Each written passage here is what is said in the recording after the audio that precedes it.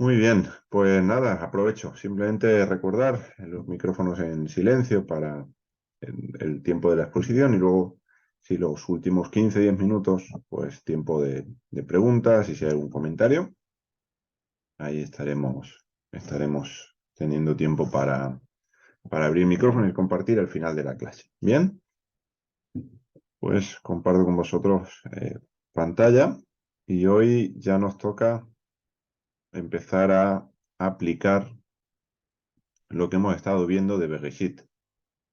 Todo lo que hemos visto en estas clases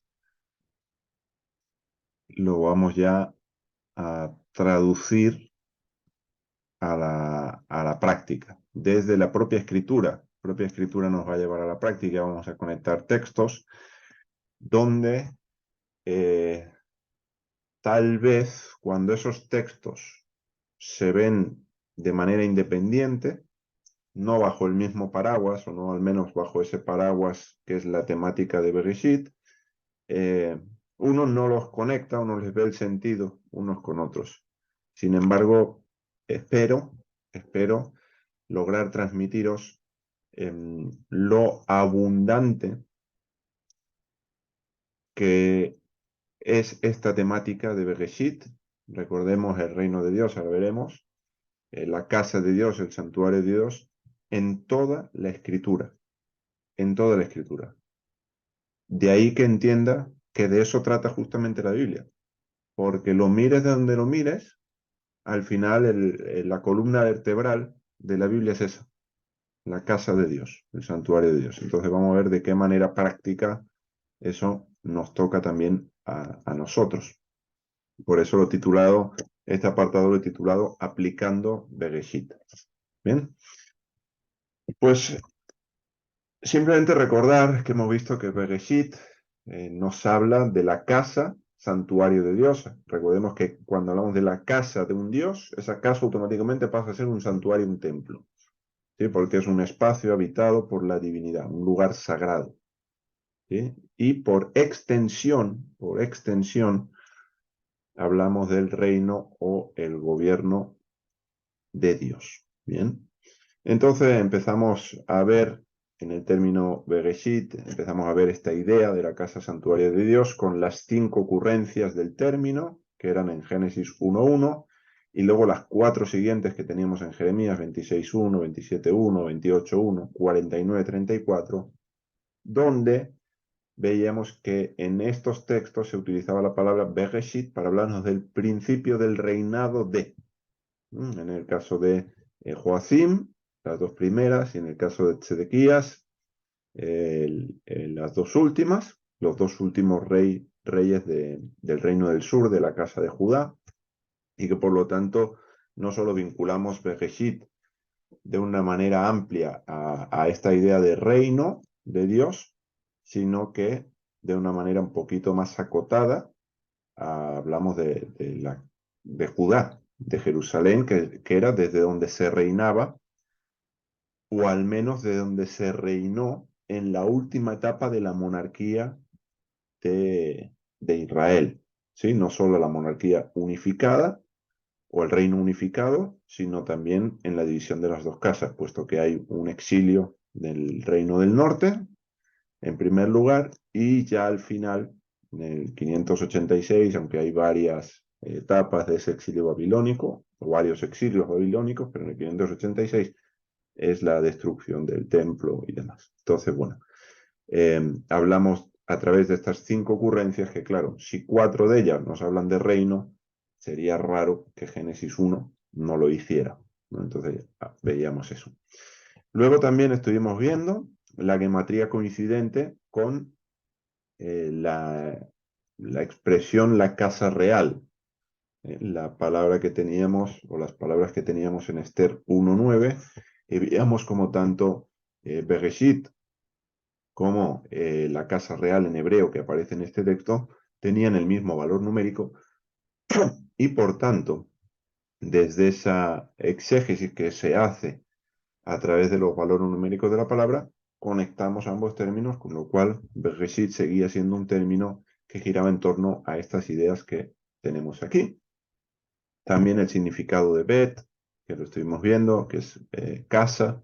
De hecho, la palabra casa en hebreo, que es bait, ahí lo tenemos. La palabra bait empieza por esta consonante y bait significa casa. Entonces, bueno, de vuelta que la Biblia empiece por la bet, como ya veíamos, no con la alef ni con ninguna otra consonante, una consonante que significa casa, pues ya nos está dejando entrever cuál va a ser de alguna manera esa temática, ¿no? Y además hablábamos de, me voy a saltar un poquito el orden, perdonadme, pero me voy al quinto, la casa del cabeza, donde deconstruíamos Bereshit en la raíz, el prefijo, el sufijo, tomábamos la raíz Rosh, ¿sí? Aquí os la anoto, Bereshit, la Resh, la Aleph, la Shin, y luego teníamos la Bet y ese sufijo it, que si os fijáis, pues aquí teníamos la palabra Rosh, y aquí tenemos la palabra que he escrito aquí arriba, la palabra Bait, que es casa, entonces casa del cabeza.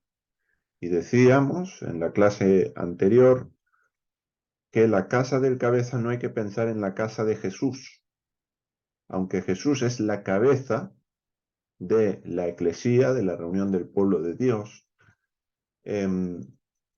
Dios es la cabeza de Jesús. Y eso lo leíamos en 1 Corintios 11:3, si mal no recuerdo. Y por lo tanto, cuando hablamos la casa del cabeza, hablamos de la casa de Dios. Por lo tanto, igual podría poner incluso cabeza en mayúscula. Bien, para que podamos hacer la diferencia. Entonces, bueno, el significado de la consonante bet más esta de construcción de alguna manera o análisis de la palabra Bereshit en la raíz, el sufijo, el prefijo, pues nos da casa del cabeza en hebreo. Eso es lo que significa. Por lo tanto, de vuelta, la casa, santuario de Dios, reino de Dios por extensión, ¿no?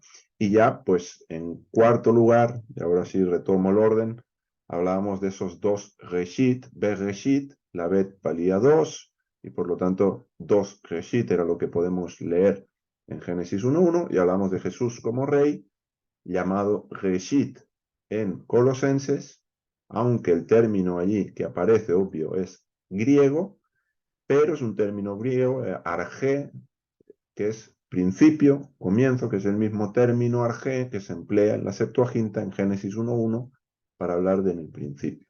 Bien, entonces Jesús como rey del pueblo es llamado Reshit, y el pueblo de Israel también es llamado Reshit, y hablábamos de Reshit, ¿en qué sentido? En el sentido de Sherit, que era remanente, resto, y así teníamos que entender el pueblo. Por lo tanto, combinábamos a Jesús con el pueblo, los dos Reshit, que es Israel, y en ese entorno de relación a través de la Torá, sabiduría de Dios, con la cual Dios también creó los cielos y la tierra. Entonces, esto simplemente para situarnos un poquito todo el recorrido que hemos visto con la primera palabra de la escritura, Bereshit. La casa santuario de Dios es la idea que tenemos en Bereshit. Es lo que de alguna manera se nos va presentando, no solo en Bereshit, también en el verbo bagá y también a lo largo de todo el relato de la creación, de Génesis 1, o al menos de la semana creativa que llega hasta Génesis 2:3. Ahora, con estas ideas en mente, teniéndolas frescas, cuando hablamos de una casa, hablamos de un santuario. Una casa, un santuario es algo que se construye, es algo que hay que edificar, ¿sí? Entonces, de alguna manera,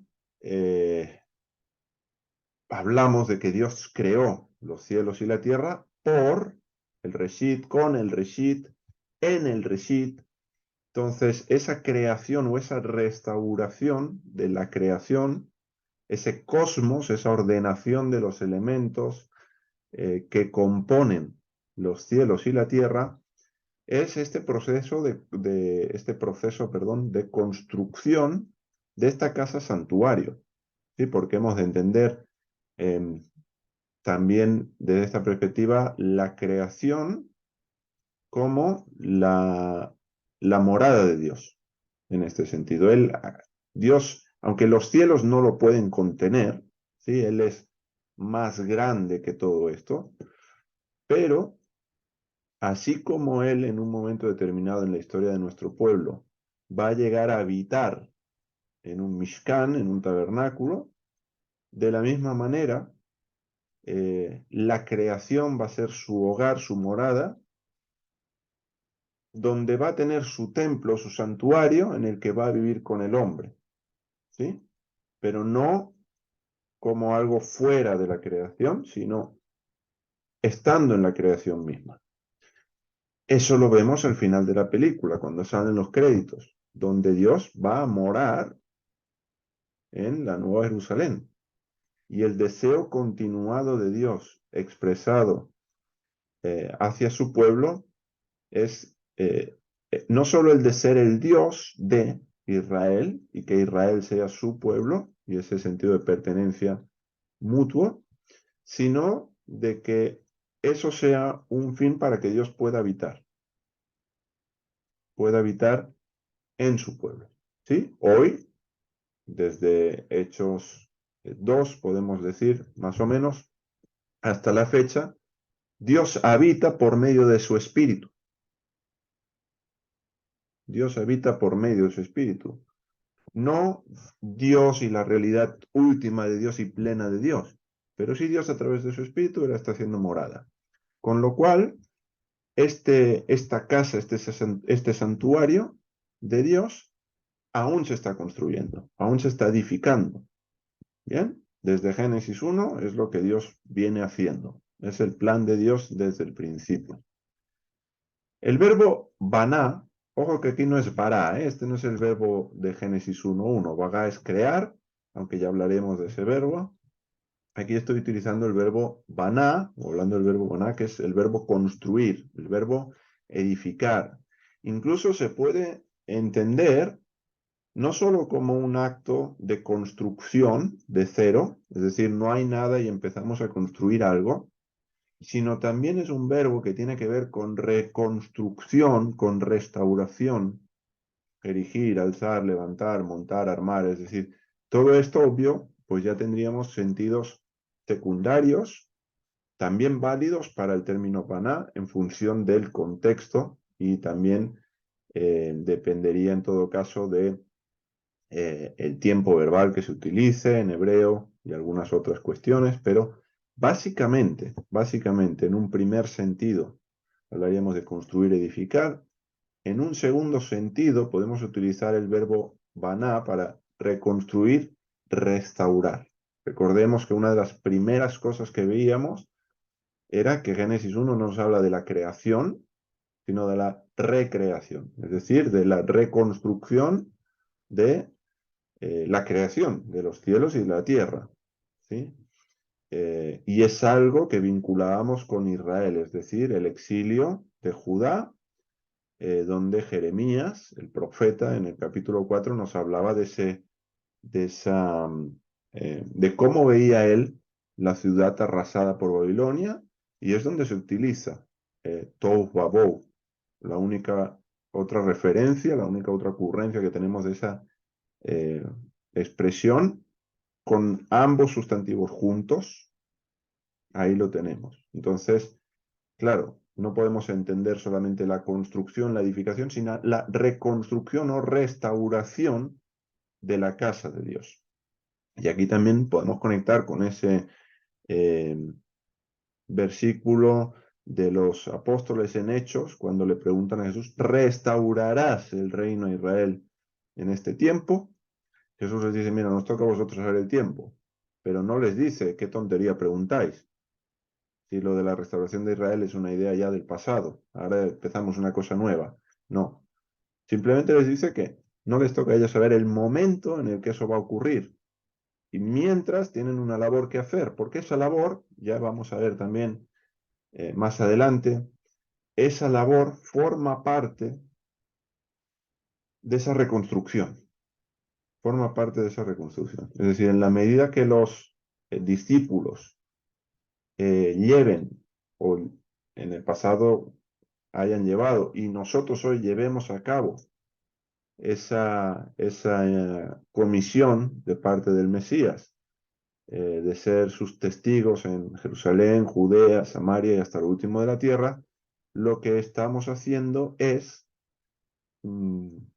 trabajar para la reconstrucción de la casa de Dios, del templo de Dios y por lo tanto de su morada con su pueblo. ¿Bien? A este respecto, volviendo al verbo baná, hay el libro de las raíces, un diccionario hebreo bíblico, que aquí os quiero mostrar por si alguien tiene interés en adquirir literatura de este tipo. No sé si aquí se está apreciando bien. Sí, aquí. Este libro es el que tenéis aquí, de Ibn Danan, es el libro de las raíces, diccionario hebreo bíblico, publicado por la Universidad de Granada, y es un libro que recopila las las raíces del hebreo bíblico. Y te da un listado de palabras derivadas de esa raíz y por lo tanto que forman parte de la misma familia léxica. He de decir también que este libro, bueno, es del 2004 y ha llovido un poquito desde entonces. Entonces, en el caso de algunos verbos, especialmente algunos verbos, durante un tiempo se estuvo dudando si se escribían con yod, con baf, y por ahí este libro, para esa cuestión, ya quedó un poco obsoleto. Pero para otras cuestiones no. Para otras cuestiones sigue teniendo total actualidad, total vigencia. Es un libro muy serio. Era, bueno, un hombre con una formación tremenda quien hizo este diccionario. Y en este sentido, en esa vigencia, en esa validez de esta herramienta de estudio, es que os comparto la raíz. Aquí tenéis BNH. Tú dices, bueno, ¿y qué es BNH? Pues fijaros, el verbo baná es una bet, una N, la nun y una H. Entonces, BNH. En hebreo, ya sabéis, se lee desde la derecha a la izquierda. No es que lo hagan al revés que nosotros, es que nosotros lo hacemos al revés que ellos, ¿sí? Entonces, Bet, Nun, He, las tenemos aquí. La Bet, la Nun y la He. Aquí sí ya escritos en nuestro sentido, ¿vale? Entonces, te dice la raíz que da lugar al verbo baná, al verbo construir, la Bet, la Nun y la He, porque las raíces no tienen vocales, las vocales forman parte de los patrones que dan lugar a sustantivos, adjetivos, verbos, ¿sí? Entonces, las raíces, ninguna raíz tiene vocales, ¿sí? No podemos decir, o sería incorrecto decir que la raíz de hijo, por ejemplo, vamos a ver, es baná. No, baná es un verbo, eso no es una raíz. La raíz de baná es la bet, la nun, la he, ¿vale? Y en ese sentido, la bet, la nun, la he da lugar al verbo baná, he construido, aquí baniti, casa de residencias, aquí tenéis la referencia bíblica donde aparece esta palabra en hebreo, que significa construir, es el verbo construir, ¿sí? En este caso conjugado, primera persona, etc. Bien, además de otras palabras, de otros sustantivos que también forman parte de esta familia léxica, a la que da lugar la raíz de baná, tenemos la palabra que a mí me interesa en este momento, y es la palabra hijo. Fíjate que dice, y por medio de ella yo también tenga hijos. Y fíjate aquí cómo pone la bet, la nun y la he. ¿Vale? Entonces, el hecho, y esto está en Génesis 33, tendré hijos, esa sería como la referencia directa. Entonces, la bet, la nun, la he, tiene que ver con tener hijos. En este caso, aquí. ¿Vale? Así que de ahí vemos cómo da lugar a este verbo aquí. Y por último, citando Éxodo 21:31, dice, acornea a un niño o acornea a un hijo, o acornea, aquí tradujo, o al menos quien hizo la traducción del material de Ibn Danan, tradujo niño, niña. En realidad hablamos de hijo, hija, ¿sí? Porque ben, la palabra ben, que es la que tenemos aquí, la bet y la nun es hijo y la palabra bat es hija. Entonces, acornea un niño, un hijo, o acornea una niña, hija. Éxodo 21:31, niño o niña. Bien, entonces, ¿Qué nos está diciendo? Que de la misma raíz del verbo construir, tenemos una palabra que forma parte de esa familia, que es la palabra ben, que es la palabra para hijo. Y aquí os la comparto. Ben, hijo. Aquí la tenéis. ¿Qué faltaría? Faltaría simplemente la G, porque aquí tenemos la nun en su forma final, que es esta que teníamos aquí. Entonces, la B, la nun, la N y la G. Entonces, quitamos la G, nos queda ben. Pero según esta herramienta de estudio, ben forma parte de la misma familia léxica que construir. En este sentido, cuando hablamos de hijo, tenemos que pensar en el edificador, voy a ponerlo aquí, edificador de la casa.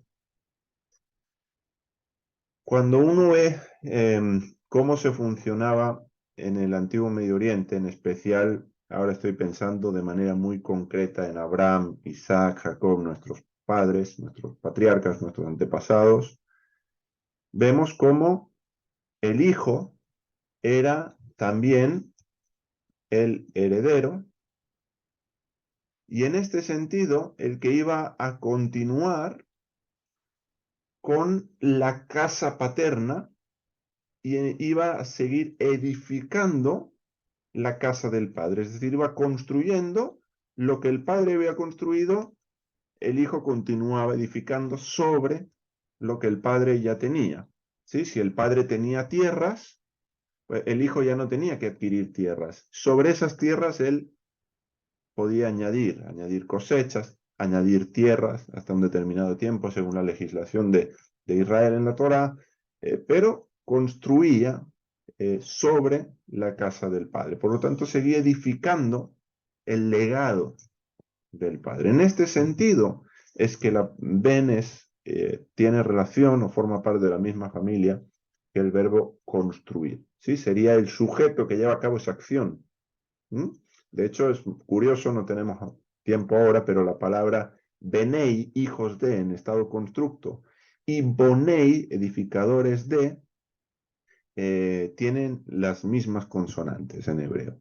Por lo tanto, cuando uno desvocaliza el texto masorético, algo posible y totalmente correcto de hacer, puesto que el texto no tenía vocales en un inicio, siempre y cuando, obvio, mantengamos la corrección gramatical, vemos que el término edificadores de o constructores de e hijos de, en algunos contextos va a ser intercambiable. Con lo cual, hasta ese punto podemos llegar con estos términos del verbo baná y el sustantivo be. A este respecto, quiero compartiros una cita que seguramente conocéis y ya nos vamos adentrando en este hijo que construye, en este hijo que edifica. Y en primer lugar, como no puede ser de otra manera, pues tiene que ver con Jesús, con Yeshua. En Hebreos 3, del 1 al 6, leemos, por tanto, hermanos santos, participantes del llamamiento celestial, considerad al apóstol y sumo sacerdote de nuestra profesión, Jesús, Yeshua. ¿Sí? Algunas variantes hablan también de Jesús Cristo, pero en algunas simplemente Jesús. Dice, el cual es fiel al que le constituyó. Y aquí el que le constituyó es Dios. ¿Sí? Por lo tanto, Jesús fiel a Dios, como también lo fue Moisés en toda la casa de él, es decir, en toda la casa de Dios. Aquí él, aunque está en mayúscula, es el pronombre personal para referirnos a Dios. ¿Sí? También Moisés fue fiel en la casa de Dios. Ahora, dice en el 3, porque de tanto mayor gloria que Moisés es estimado digno este, es decir, Jesús. ¿Por qué? Dice, cuanto tiene mayor honra que la casa el que la hizo. Dice, porque toda casa en el 4 es hecha por alguno, pero el que hizo todas las cosas es Dios. ¿Sí? Génesis 1:1 y otros textos. Y Moisés, versículo 5, a la verdad, fue fiel en toda la casa de él, es decir, de Dios, como siervo, para testimonio de lo que se iba a decir. Pero Cristo, y así, aquí sí aparece el término ungido, Mashiach, en hebreo, como hijo sobre la casa de él, es decir, como hijo sobre la casa de Dios.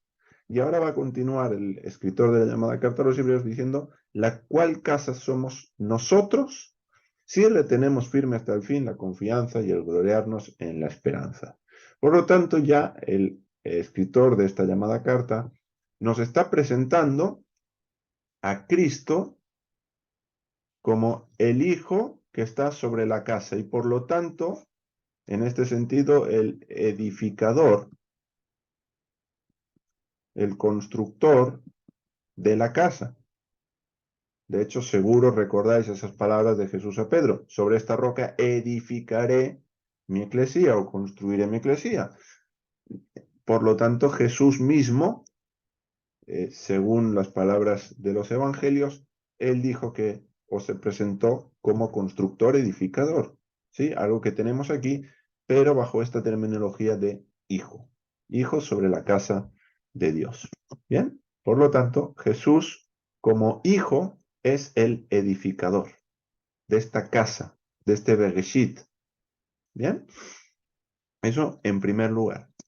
En segundo lugar, Jesús no solo es el edificador, sino que va a ser también parte fundamental, y cuando digo fundamental, lo digo con mucho sentido, porque es fundamento, ¿sí? Va a ser parte fundamental de la casa, de este edificio, de esta morada de Dios. En el Salmo 118, en el verso 22, leemos, la piedra que desecharon los edificadores ha venido a ser cabeza del ángulo. Aquí tenéis la palabra eben, que es la palabra piedra. Ahora mencionaré algo, una curiosidad que creo que no me dio tiempo a poner ninguna diapositiva de eso, pero está más que interesante ver la palabra eben desde esta perspectiva, ahora os lo comento. El Salmo 118, verso 22, está citado, aparece en Mateo 21, 42, Marcos 12, 10, Lucas 20, 17, Hechos, esta será una cita a la que vamos a ir, porque aquí Pedro, basándose en palabras de Jesús registradas en los evangelios, va a explicar que esta piedra es Jesús. ¿Sí? Él va a vincular y va a interpretar a la luz, especialmente las palabras de Jesús, el Salmo 118, verso 22, lo va a interpretar a la luz de Jesús, a la luz de Yeshua. Y va a decir que esta piedra es Él, es Jesús. ¿Vale? Y también lo tenemos luego en 1 Pedro 2, 7.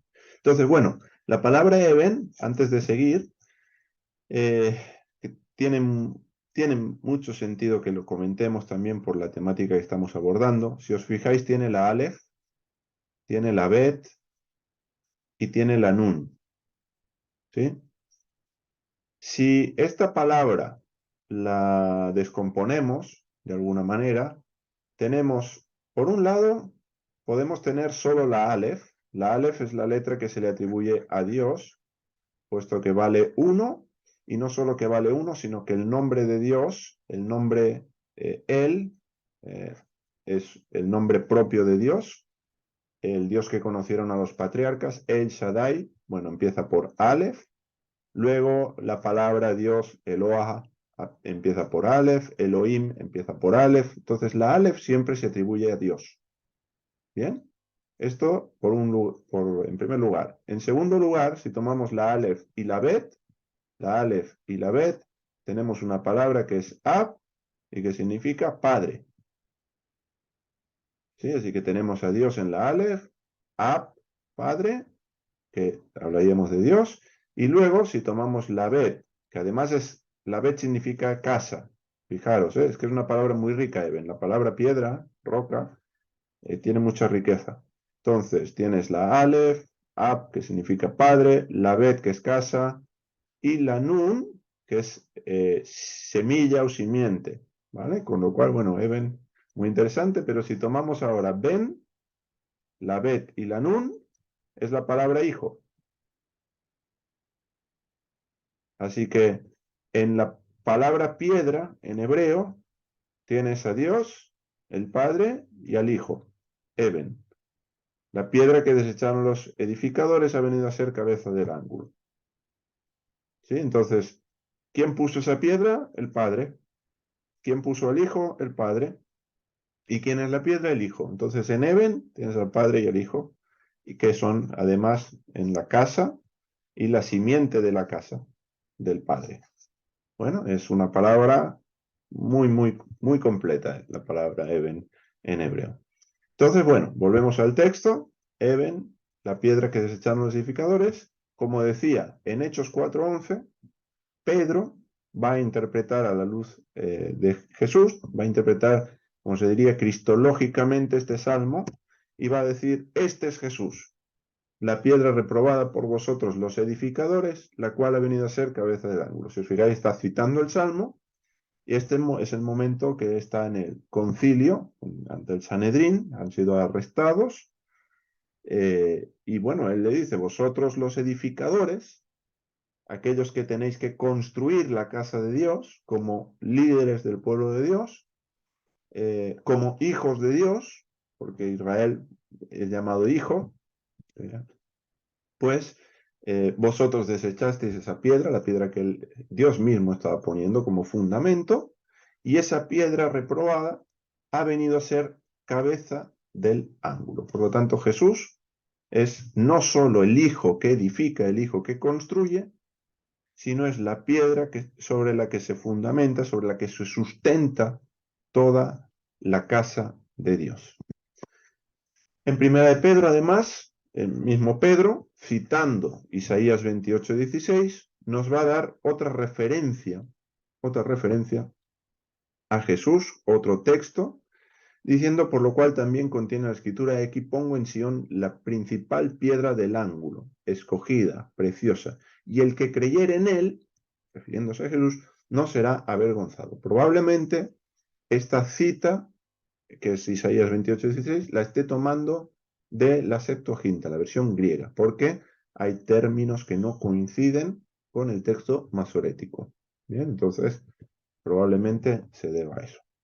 Así que bueno, Pedro nos está presentando que Jesús es también la piedra angular. No solo Pedro, Jesús mismo lo dijo, él citó el Salmo y Pedro, apoyado en esas palabras de su maestro, de nuestro Mesías, de Jesús, está explicando precisamente que Jesús es la piedra angular. Ahora, vamos a ver la piedra angular brevemente en arquitectura, porque hay dos conceptos, y esto lo he sacado de una página de arquitectos, ¿sí? Yo no soy arquitecto, yo no tengo conocimientos de arquitectura, pero he tomado esta información de una web de arquitectos que dicen, oye, la piedra angular, ¿qué es? Esto o esto, porque hay varias posturas al respecto y te dicen, bueno, bajo esta nomenclatura que podría ser más o menos genérica, ellos hablan de tres conceptos, pero dos que son realmente los importantes a este propósito que venimos trabajando de Jesús como la piedra angular.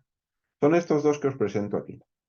En primer lugar, hablamos de la piedra fundamental, ¿sí? De la piedra del fundamento, que sería esta piedra que tenemos aquí, ¿vale? Que sería la piedra del ángulo, donde dos paredes van a converger. Dice, es la que inicia la fundación, la cimentación, por lo tanto, también de un edificio.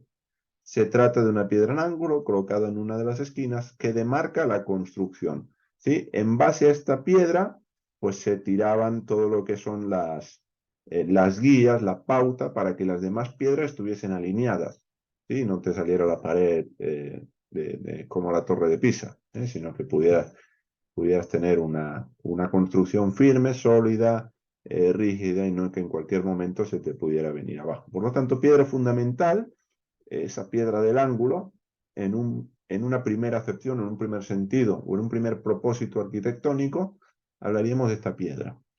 En un segundo fin arquitectónico, la piedra clave, así se la llama, en construcciones antiguas está relacionada con la clave de la bóveda o arco, que a su vez se identifica con la cúspide o punto más alto.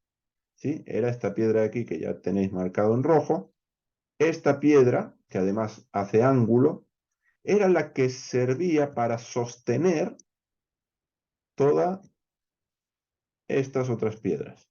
Si tú quitabas esta piedra, esto se venía abajo y por lo tanto el techo sostenido por esta construcción, por este arco, por esta bóveda, se venía abajo. Así que una de dos, o la casa te sale torcida si no tienes la piedra fundamental y las piedras no alinean, empiezan a desajustarse, o la casa se te viene abajo si no tienes esta piedra clave en ángulo, además también que sostiene los demás doseles, creo que se le llama, si no lo recuerdo mal, que está sosteniendo todo este arco está sostenido por esta piedra. ¿Sí? Entonces, tenemos estos dos conceptos en arquitectura. Tanto el uno como el otro se lo podemos aplicar a Jesús. Jesús hace ambas labores. ¿Sí? Por un lado, es el cimiento, el fundamento sobre el que edificar. Así que tendríamos esto. Y por otro lado, él es la cúspide, el punto más elevado en esa construcción en arco que sostiene la casa de Dios también, para que el techo no se venga abajo. Entonces, tanto un sentido, un propósito arquitectónico como el otro, ambos los podemos encontrar, perdón que puso aquí uno, este sería el segundo propósito, ambos los podemos aplicar indistintamente a Jesús porque Él cumple ambas funciones. ¿Bien? Ahora, esto es desde un punto de vista arquitectónico, pero desde un punto de vista cosmogónico, también podemos hablar de la piedra angular, de la piedra angular en la cosmogonía. ¿Sí? Cosmogonía no significa otra cosa que el origen del cosmos, donde eh, las explicaciones, las cosmogonías de los diferentes pueblos del antiguo Medio Oriente serían las explicaciones que esos pueblos han dado al origen del mundo, al origen de la creación, por ejemplo. ¿Sí? Desde esta definición, Génesis 1 es un relato cosmogónico, es un relato que explica desde la perspectiva de Israel, desde la revelación de Dios a su pueblo, cómo inició el cosmos. Bien, la génesis del cosmos. Bueno, pues desde el punto de vista cosmogónico, la piedra angular también tiene un significado. En el Midrash Tanjumá, ¿sí? El Midrash, ya sabemos, son como explicaciones, interpretaciones de pasajes bíblicos. Esto es lo que vendría a significar la palabra Midrash. No tiene ningún significado oculto ni nada raro. Simplemente sería su interpretación Tanjumá de la Parashá Kedoshim, en el apartado 10, nos dice lo siguiente. Dice, Rabbi Hanai dijo, Salomón incluso plantó pimientos en la tierra. ¿No? Es algo que están comentando a la luz de un texto que aparece, plantar plantas, etcétera. Bueno, pues hablan de Salomón que plantó todo tipo de plantas, también pimientos. Dice, pero ¿cómo los plantó? Es simplemente que Salomón era sabio y conocía la raíz de la fundación del mundo. Y pregunta, ¿cómo? ¿Cómo conocía esto? Bueno, Salmo 52 dice, Dios resplandeció desde Sión como la perfección de la belleza. Esto significa que desde Sión todo el mundo entero fue perfeccionado, como está enseñado. ¿Por qué se le llama piedra fundacional? Porque a partir de él se fundó el mundo. Así que en este comentario le veremos otro fragmento del mismo comentario. Se está hablando de una piedra fundacional desde donde donde se supone que Dios fundó el mundo, se apoyó de alguna manera en esa piedra y de ahí creó los cielos y la tierra. Sí, esto no es nada, ya veréis que no es tan raro, porque de hecho es lo que venimos trabajando con Bereshit. ¿Vale? Y de hecho tiene mucho sentido que además a Jesús se le llame esa piedra fundacional, desde la que Dios crea el cosmos. En otro fragmento, un poquito más abajo, del mismo Midrash, misma Parashá, Kedoshim, dice, así como el ombligo está colocado en medio de una persona, así la tierra de Israel es el ombligo del mundo. Así se afirma en Ezequiel 38:12, que habitan en el ombligo de la tierra. Por lo tanto, dicen, bueno, en base a este texto, Israel es el ombligo de la tierra. Y de allí, dice, surge la fundación del mundo. Como se dice en Salmo 51, Salmo de Asaf, Dios, el Señor Dios habló y convocó al mundo de oriente a occidente. ¿Cómo se sabe esto? Salmo 52. Dios resplandeció desde Sión como la perfección de la belleza. Y continúa el mismo fragmento, la tierra de Israel se encuentra en el centro del mundo. Jerusalén está en el centro de la tierra de Israel. El santuario está en el centro de Jerusalén. El edificio del templo, ¿sí? Cuando hablamos de santuario hablaríamos de todo, todo el espacio sagrado. Ya cuando hablamos del templo, ya nos vamos a ubicar en el santo y el santo de los santos. Está en el centro del santuario. El arca está en el centro del edificio del templo y la primera piedra con la que se fundó el mundo está ante el arca. Así que según este Midrash, según esta interpretación, la piedra fundacional desde la que, a la luz de la cosmogonía, Dios va a crear y va a ordenar todo, es una piedra que está en Jerusalén, que está justamente en la explanada del templo. Esa piedra no es otra que la que os muestro a continuación. La piedra fundacional, la piedra llamada también angular, que está en el piso, en el suelo del santuario de la cúpula de la roca, el domo de la roca, la cúpula dorada, ¿sí? Que todos conocéis por esa skyline, esa foto del horizonte de la ciudad vieja de Jerusalén, con esa cúpula dorada. Bueno, pues es justo esta piedra, eh, la piedra a la que hace referencia ese Midrash, y que en el judaísmo, o al menos en parte del judaísmo, se cree que desde aquí surgió todo. ¿Sí? Esa es la roca en Jerusalén, en Israel. A este respecto, por eso decía, no es nada raro, la palabra Bereshit ya nos está hablando justamente de estas ideas. Lo único que sirve esto es para confirmar de alguna manera lo que ya hemos visto, ya hemos trabajado a la luz de la escritura. Y es que, fijaros, decíamos que la palabra Bereshit podíamos tomar la preposición be en todas estas acepciones y hablamos de Bereshit como en primer lugar de Jesús el Rey y el pueblo. Ahora, dice Bereshit, con Jesús, el Rey, el Mesías, creó Dios los cielos y la tierra. Con esa piedra angular creó Dios los cielos y la tierra. Con esa piedra fundacional, con esa piedra del ángulo, con esa piedra que sustenta su casa, creó todo.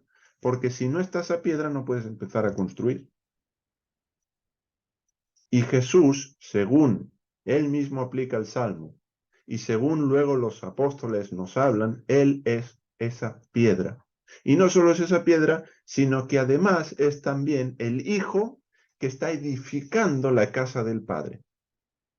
Es decir, es quien la sustenta y quien la construye a la vez. Este doble papel es algo que tenemos continuamente en las Escrituras. Él es sumo sacerdote, pero a la vez es la ofrenda. Entonces, en Jesús se dan realidades dobles, plurales, que en su persona tienen perfecta armonía, sin ningún tipo de contradicción, sin ningún tipo eh, de confrontación, sino que Jesús, así como es sacerdote y ofrenda, de la misma manera es piedra del edificio, parte del edificio y edificador del edificio. Bien, esto en cuanto a Jesús. ¿Cómo vamos de... Uy, ya tenemos que ir cerrando aquí. Bueno, y nosotros, esperaba que me diera un poco más de tiempo. Y nosotros, esta será la pregunta. Ya os dejé con una pregunta en una clase si era Israel, todo Israel era Israel, o quién era Israel, y ahí fue cuando vimos lo del Sherit. Y hoy os dejo con otra. ¿Qué pasa con nosotros? ¿Qué pasa con nosotros? ¿Sí? Porque el hecho de que Jesús sea esa piedra y ese edificador, ese hijo, es algo que nos afecta. Por eso estamos en esa parte más de aplicación de Bereshit.